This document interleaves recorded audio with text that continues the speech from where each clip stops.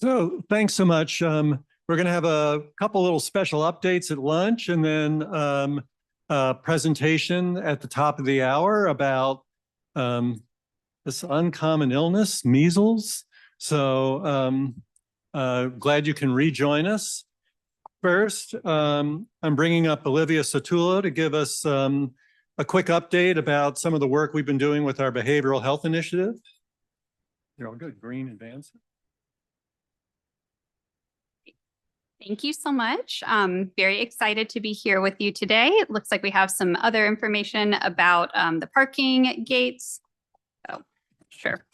Just some information you're already aware of about parking, Wi-Fi, and bathrooms, as well as how to set up your CE profile if you haven't done so already, and the learner notification for your CE credit, and instructions on how to claim your CE hours.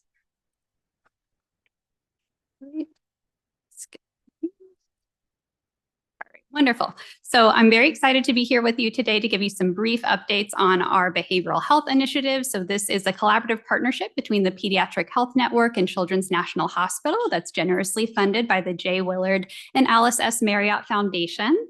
I know we've been giving you some updates periodically as we have these meetings, and so wanted to share with you a little bit about what we've been up to this year. So we do have our quarterly behavioral health trainings ongoing. We've already had 2 fantastic trainings this year, and we have 2 more later in the fall, our quarterly webinars, one on perinatal mood and anxiety disorders with Dr. Alana Neshkes, and one on depression and safety planning with Dr. Faith Kelly. We're also really excited to be hosting a new training that's actually happening under a week from today. It'll be on Wednesday, June 4th, all online, and it's a virtual training on how to diagnose young children with autism in the primary care setting.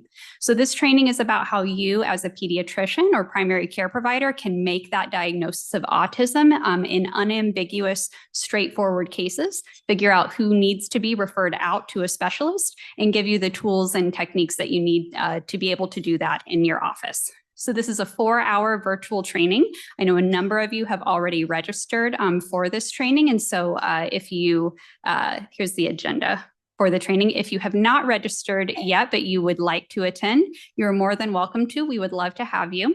This training will not be recorded because it includes some videos of live patients doing the CARS 2, which is the primary instrument that we're using to kind of teach you how to do these assessments in your practice. But there may be another opportunity for a similar training later on in the year. So if you're interested, please feel free to stop by our booth to let us know, and we can add you to a list to let you know about a future opportunity.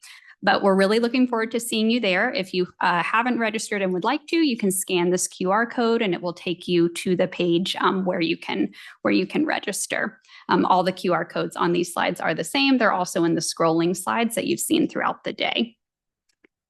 And so if you have already registered for the training, or if you think you will be attending, please make sure to stop by our booth at the Behavioral Health Initiative booth in the exhibit hall. We have some physical materials that we're giving you for the training, including a copy of the CARS 2 form so that you can practice and learn how to do it with the real form, and a little packet of extra information that'll help you out in the training. So please make sure to stop by our booth in the exhibit hall if you haven't already, if you're attending that training, to get your forms. And then the other update we wanted to share is about our patient and family handouts. As you know, we've made a series of family-facing handouts that you can give to patients in your office. We have handouts on a number of different common behavioral health concerns, including ADHD, anxiety, depression, eating disorders, and autism, as well as more general kind of behavioral health concerns like behavior challenges, sleep habits, meal times, picky eating strategies, and reducing screen time. All of these handouts are available in 1-pager versions that are appropriate for all families.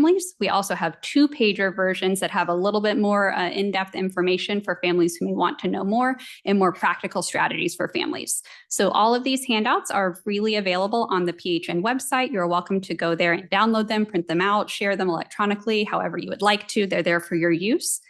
And very excitingly, they are now available in Spanish. So that's our major update for today, is that those handouts are also now available in Spanish. It's the same link, and when you go to that page, you'll see all the handouts listed there.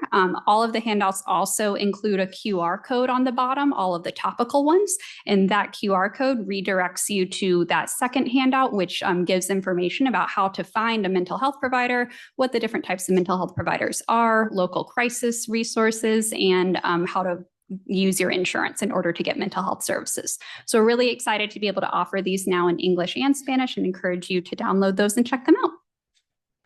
Right, that is it for me. So I will pass it back over to Dr. Weissman. Thank you all so much.